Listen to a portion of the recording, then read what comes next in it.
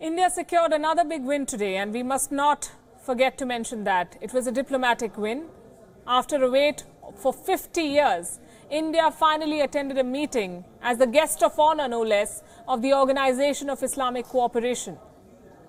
External Affairs Minister Sushma Swaraj attended, along with foreign ministers from Muslim countries. India was invited by the government of the UAE, which is hosting this meeting. Understandably, this invite has given a major heartburn to Pakistan. Their foreign minister, Shah Mahmood Qureshi, did not attend the meeting. An empty chair, as you can see there, designated to the Pakistani foreign minister, was visible while Sushma Swaraj made her statement today. It was a powerful statement, I must tell you. She quoted from the Quran.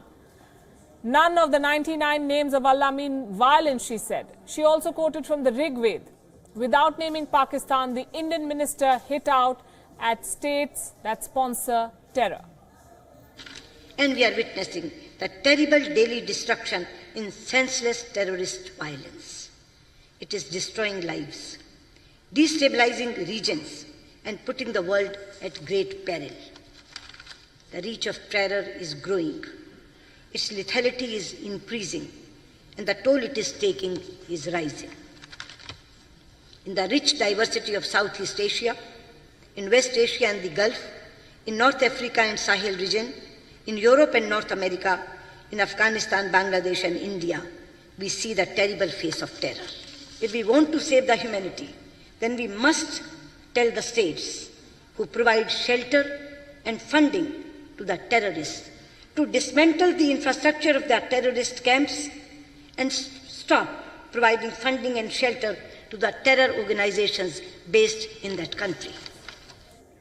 Pakistan's foreign minister chose to protest the invitation to India in his country's parliament. As a member of the OIC, Pakistan did try to get India disinvited from the meeting in Abu Dhabi, but the UAE snubbed Islamabad, and that's very significant. As the host country, the UAE was entitled to invite India. It doesn't need the approval of other members, and that's exactly what it did. This is a huge setback to Pakistan. It has always used the OIC to push its agenda on Kashmir. The Organization of Islamic Cooperation is the second largest intergovernmental organization in the world after the United Nations. A total of 57 countries are its members.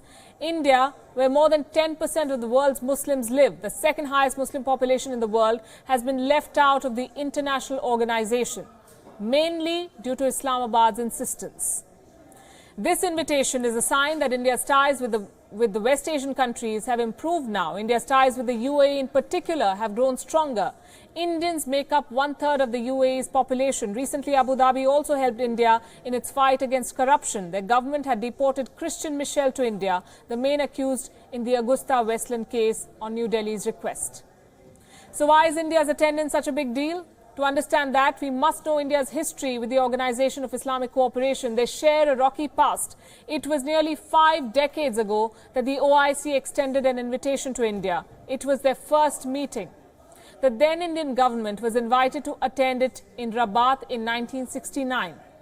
But the Indian delegation, led by former President Fakhruddin Ali Ahmad, was asked to return from Rome. That's because Pakistan had thrown a spanner in the works. Their president, Yahya Khan, had threatened to walk out of the inaugural meeting if India was allowed to attend. Ultimately, Islamabad had its way. That was 50 years ago. Since then, Pakistan has used the OIC to abuse India. More specifically on the issue of Jammu and Kashmir, the OIC has consistently backed Islamabad, often releasing statements critical of New Delhi. Recently, the OIC condemned India's preemptive strikes in Pakistan's Balakot. But in the same breath, it also called on both sides to de-escalate. Here's what the statement said, and I'm quoting, "We called upon both parties to act responsibly and encourage them to seek peaceful solution to current crisis without resorting to the use of force.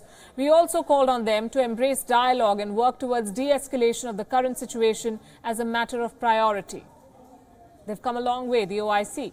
More than 180 million Muslims live in India. Despite that, India has had absolutely no representation at the OIC thus far. The international organization has 57 member states. Russia, Thailand and some other nations hold the observer status. In 2018, that's last year, Bangladesh had made a suggestion that India should be given the observer status. Guess who opposed the idea? Pakistan. which is why an invitation to the OIC foreign ministers meeting in Abu Dhabi is a major diplomatic win for India. This is an indication of India's improving ties with Saudi Arabia and the UAE. They have been traditionally inclined towards Pakistan, and that is why this makes it very, very significant. So what led to this change of heart now? It is the changing relationship between India and the Muslim world that has led to this thaw. Prime Minister Modi has redefined India's engagement with the UAE and Saudi Arabia. These two countries have been Pakistan's closest international partners. Better ties have now opened a window for India to expand this relationship with the Muslim world. But what is in it for the OIC nations? Why are they doing it? They are looking to gain access to the Indian market, which is one of the largest in the world. Countries like the UAE and Saudi Arabia are keen to tap into India's job market, a massive young population, to fulfill their human resource needs. They want India's friendship. India has caught the imagination of the global community as the future growth center.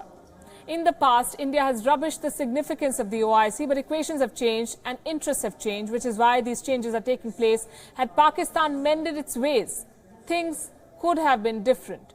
Today, 18 years after the Jaish-e-Mohammed was listed, Pakistan's failure to crack down on terrorists has meant that India is at the OIC meeting and Pakistan is boycotting it.